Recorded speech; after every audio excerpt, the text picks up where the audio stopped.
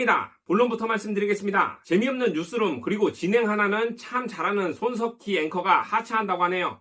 메인 뉴스를 6년 4개월 동안 이끌어왔던 석희 형이 앵커직에서 물러나 대표이사직만 수행하기로 했다고 하는데요. 출마니 이직인이 말이 많습니다. 이 내용 꼰대가 알아보았습니다. 가장 최근 뉴스룸 삽질은 방탄소년단이 소속사 빅히트 엔터테인먼트와 갈등을 빚고 있다는 보도를 내보냈다가 팬덤 아미의 항의를 받아 석희 형이 직접 사과를 하는 등 물의를 빚기도 한 일이 있었죠. 거짓방송 선동한다는 요번 일만으로 이렇게 빤스런하는 건 아니겠죠. 좌편향 방송에 사람들이 처음에는 끄덕끄덕하며 많이 봤는데 조국 사태 터지면서 아주 좌파층들을 박살내버리고 시간이 지나오는 게 제일 크지 않나 싶습니다.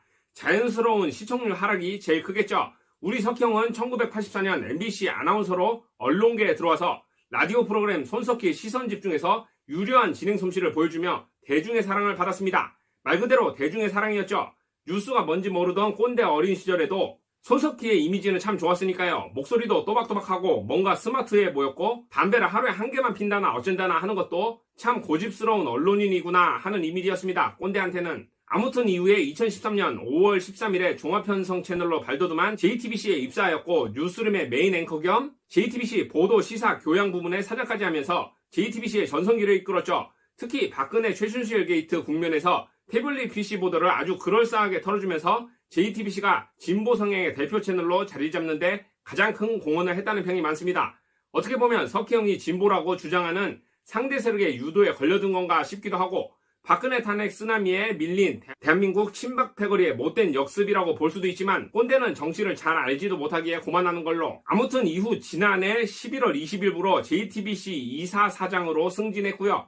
큰탈 없이 가다가 한 시민단체가 찌른 석희 형이 2017년 4월 견인차를 상대로 접촉사고를 내고 도주했다고 고발 경찰 수사를 받았다는 사건, 그리고 무혐의 처분했으나 뺑소니 건보다도 사고 당시 여성 동승자로 화끈하게 한방, 또 이 사고를 취재하던 프리랜서 기자 김웅씨를 폭행했다는 논란에 한방, 외에도 이래저래 취재며 보도며 전문적인 뉴스 코너답지 않은 요상한 삽질을 많이 하며 불안불안하게 왔습니다. 과거에는 평일 7, 8%대에 이르렀던 시청률은 최근 3, 4%대로 떨어져 회복할 기미를 보이지 못하고 있고요. 한편 석희 형의 앵커 하차 소식에 방송가에서는 내년 총선 출마설 MBC 사장 지원설 등 다양한 소문이 돌고 있는데 당연히 석희 형과 JTBC는 이와 관련한 입장을 밝히지 않고 있습니다. 마무리합니다. 세월호 참사 보도 때는 꼰대는 당시까지는 좋았는데 근래에 들어서면서 MBC 시절의 신선한 이미지는 온데가 되었고 권력의 명성 올라가니 교만해진 사람처럼 위선적으로 보이더라고요. 오보와 편향적 정치 입장을 너무 대놓고 드러내서 보기 껄끄러웠던 석희 형의 뉴스룸, 그냥 유튜브에서 욕도 먹고 편도 만들고 하시는 게 좋아 보입니다만.